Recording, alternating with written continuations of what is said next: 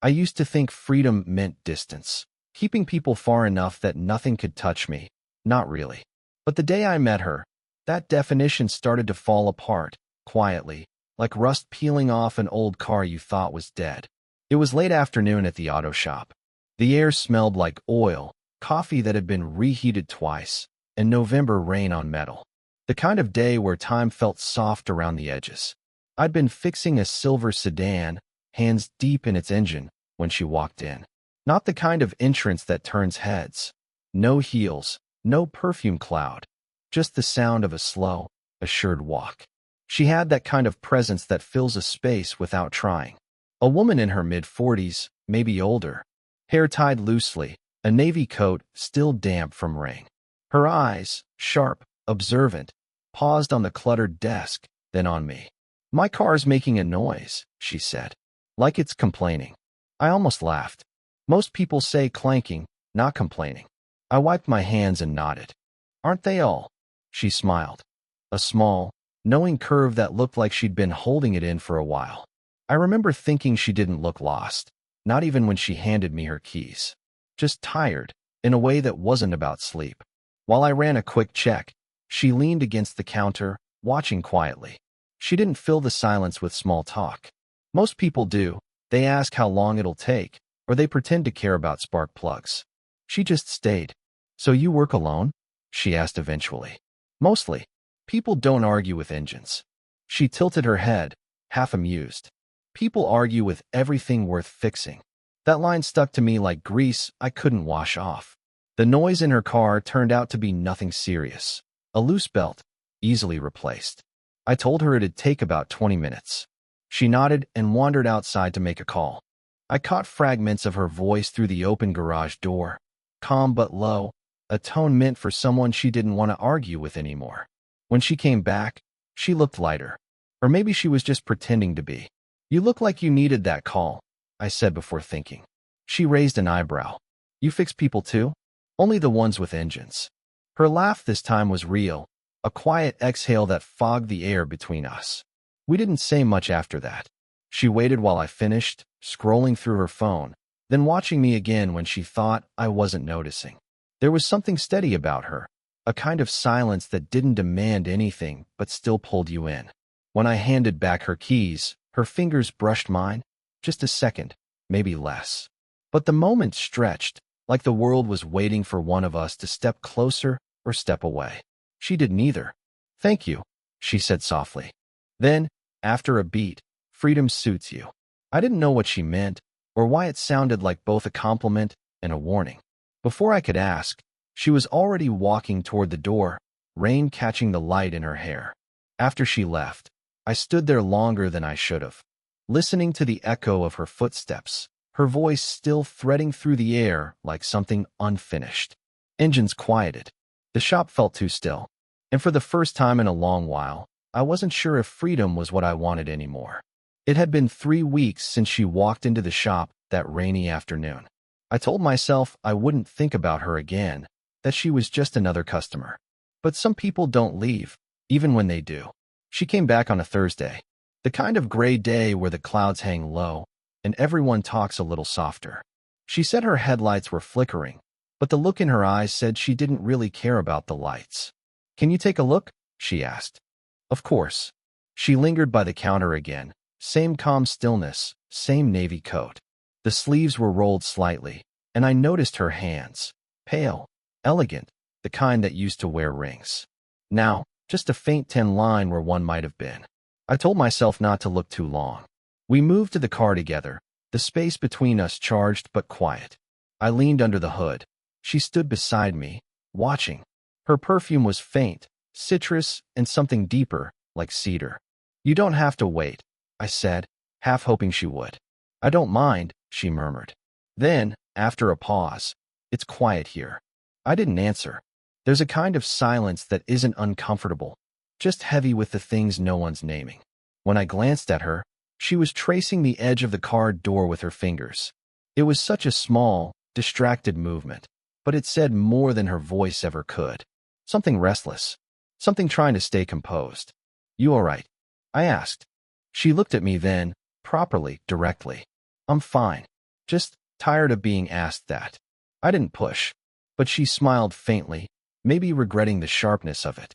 While I checked the wiring, she crouched slightly to see what I was doing, and for a second, our shoulders brushed. A soft static ran through me. She didn't move away, but her breath caught. I heard it. "You're good at this," she said quietly. "With your hands." It wasn't flirtation. Or maybe it was, the kind that sneaks out when you're too tired to keep up your walls. I shrugged, pretending not to notice. "Engines don't judge me." Her laugh came out small, almost broken. Lucky engines. By the time I was done, the clouds had deepened. The shop lights reflected faint gold in her eyes. I told her the wiring was fine, just moisture buildup, nothing serious. She nodded, but didn't leave right away. She looked around the workshop, as if memorizing it. Then her voice softened. "You ever feel like you asked for too much freedom and then didn't know what to do with it?" The question hit deeper than I expected. I wanted to say yes. I wanted to tell her I'd been living that exact mistake. But all that came out was, every day. She held my gaze for a moment too long, something unguarded flickering in her expression. Then she smiled, sad and genuine. "Then I guess we're both paying for it," she said, turning away. When she left, the air still hummed with her voice. The headlights were steady now, not flickering, not calling for help. I stood in the doorway, watching her taillights disappear into the gray. And for a moment, I swore the quiet she left behind felt heavier than the rain. She stopped by again one evening, this time after hours. The shop was closed, tools cleaned, radio off. The kind of quiet that makes every sound feel deliberate. Rain had started to fall, soft and steady. She stood at the doorway, half lit by the hanging bulb above her. "Sorry," she said. "I know it's late." I didn't tell her I'd been hoping she'd show up again. "It's fine. You okay?" She hesitated before stepping inside. "My car's fine. Her voice trailed off, lost in the rain's rhythm. "I was driving around, and I ended up here." She said it like an accident, but her eyes told another story. "I made us coffee, instant, bitter, not worth serving," but she took it with a grateful smile. We sat on the low bench by the window.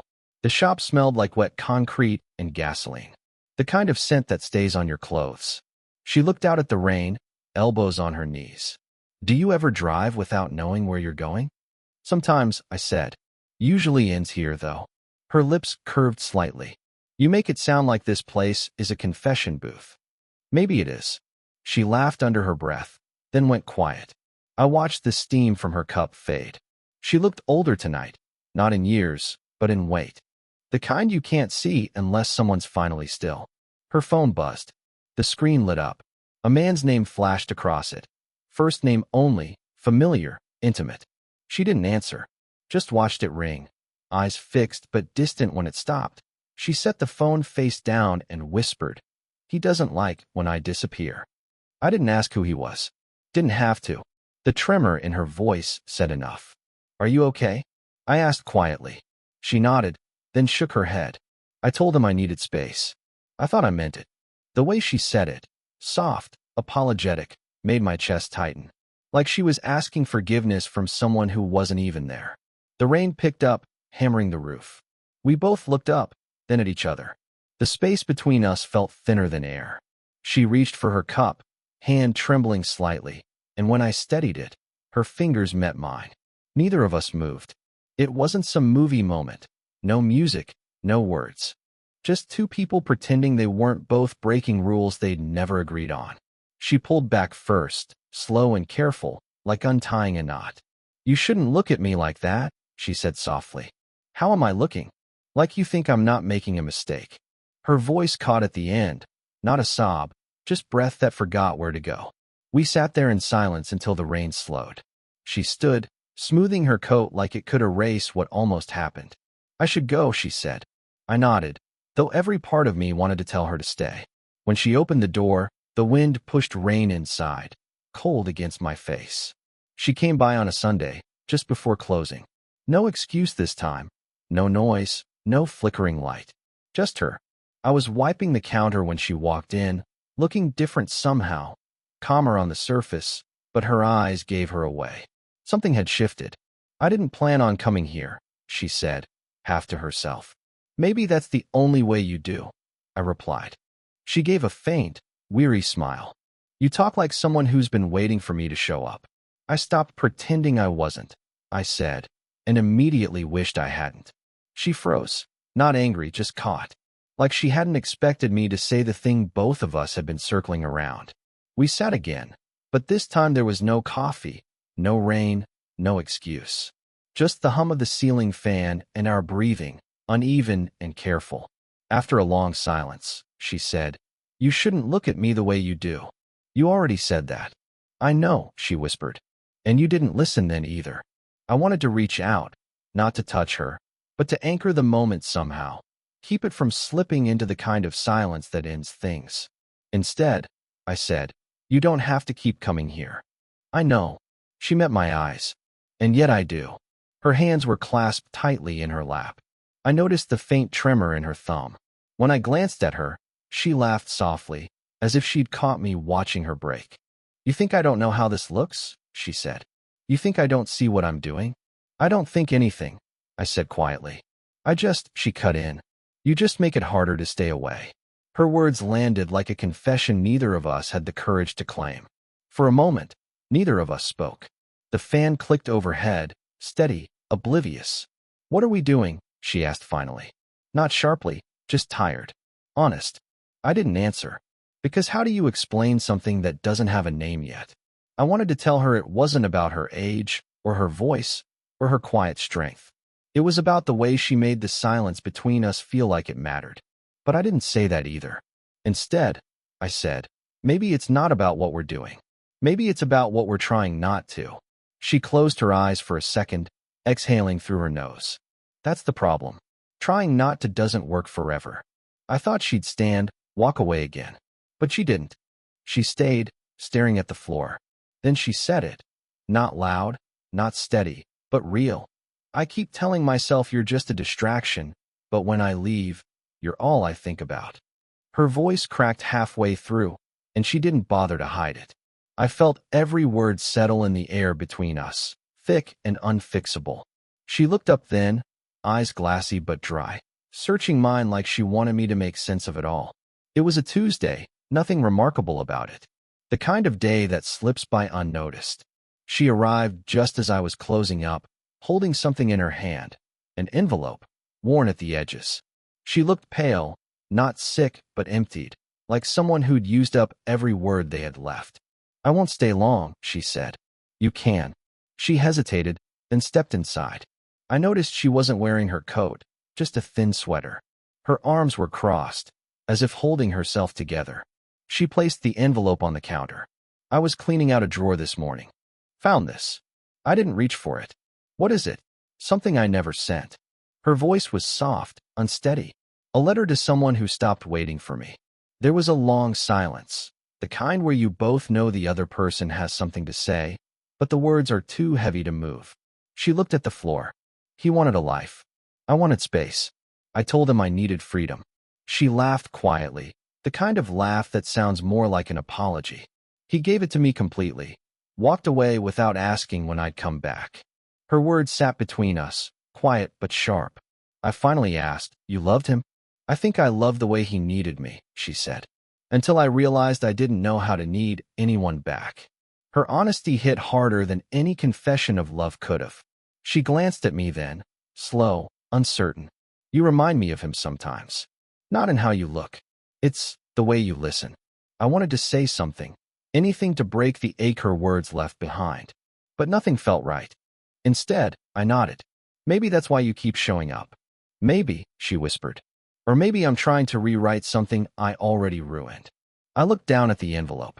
Her name was written in faded ink on the back, the kind of handwriting that belongs to another version of someone. "Do you want to read it?" I asked. "No," she said quickly. Then softer, "I already know what it says. I just wanted it not to exist anymore." She reached for it, but I stopped her hand without meaning to. "You don't have to destroy it to move on," I said. She met my eyes. "Then what do I do with it?" I didn't have an answer. So I tore it open, gently, and slid the blank page out. No words. Just silence where something should have been. Her eyes widened. I must have never written it. Maybe that's the letter. I said. The one you couldn't finish. She blinked hard, something breaking quietly behind her composure. I thought I had to explain myself to him, she murmured. But maybe I was trying to explain myself to me. She took the page back, folded it slowly, and slipped it into her pocket. Then she looked up, softer than I'd ever seen her. I don't know why I keep coming here, she said. Maybe you're the first person who doesn't ask me to be okay. And then she smiled, not out of happiness, but relief.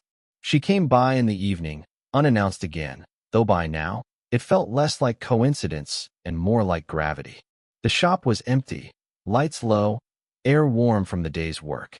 I was cleaning my hands, trying not to think about her, when her reflection appeared in the window. I didn't knock, she said softly. You look like you wouldn't mind. I don't, I said. And it was true, I never did. She closed the door behind her, slower than usual, as if she wasn't sure she was supposed to be there anymore. We didn't talk at first. She just watched me wipe down a wrench, like the smallest task in the world could somehow hold us both together. Then she said, You were right about the letter. I looked up. How? It wasn't meant for him. Her voice trembled slightly. It was me I couldn't face. The version of myself that kept running, thinking freedom meant being untouched. Her eyes met mine, tired, unguarded. And now I don't even know what freedom is anymore. I leaned against the counter. Maybe it's not about being untouched, I said. Maybe it's about being seen and staying anyway. She smiled, that small, fragile smile that always made her seem younger for a moment. You shouldn't say things like that. I know, but I didn't take it back. She moved closer, just enough that I could smell the faint trace of rain in her hair. There was no reason to stand that near. No reason, except that we both needed to stop pretending distance made it easier. Do you ever wonder, she said quietly, if we met at the wrong time? I nodded. All the time. Her breath hitched, a small, involuntary sound. Then why does it still feel like the right place? The question hung in the air, fragile and final. She sat on the bench where we'd shared coffee once. I joined her, leaving a space between us that wasn't really space at all. No words. Just the hum of the lights, the faint tick of cooling metal, the sound of her breath steadying. After a while, she said, I can't give you what you think you want. I don't think I know what I want, I admitted. But whatever this is, it feels honest.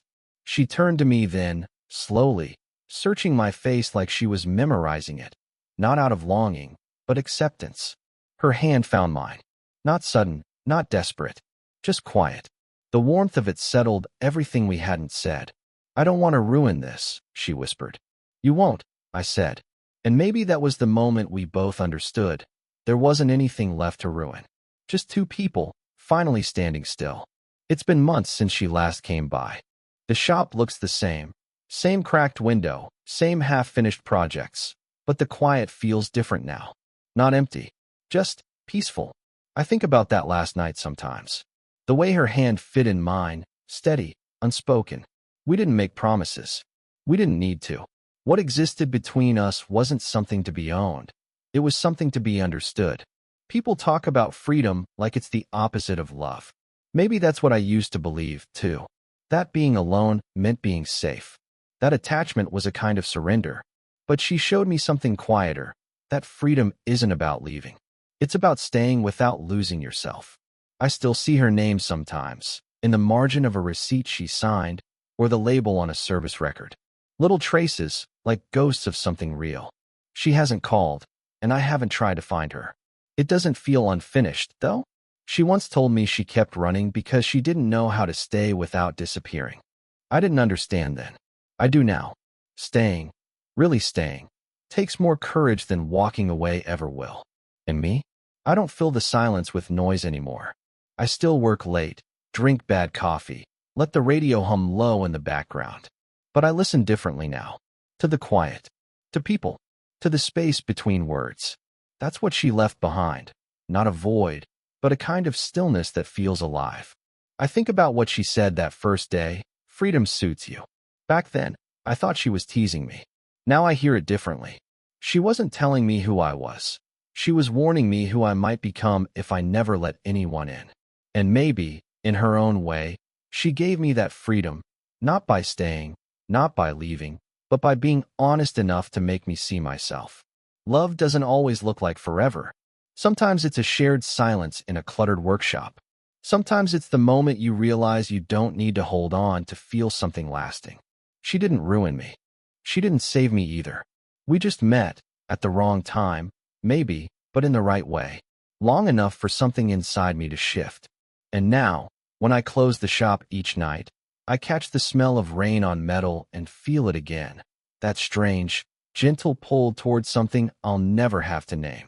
Maybe love isn't about freedom or belonging. Maybe it's about learning when to stop running. Sparkles, if this story made you feel something, let me know in the comments. Would you want more stories like this?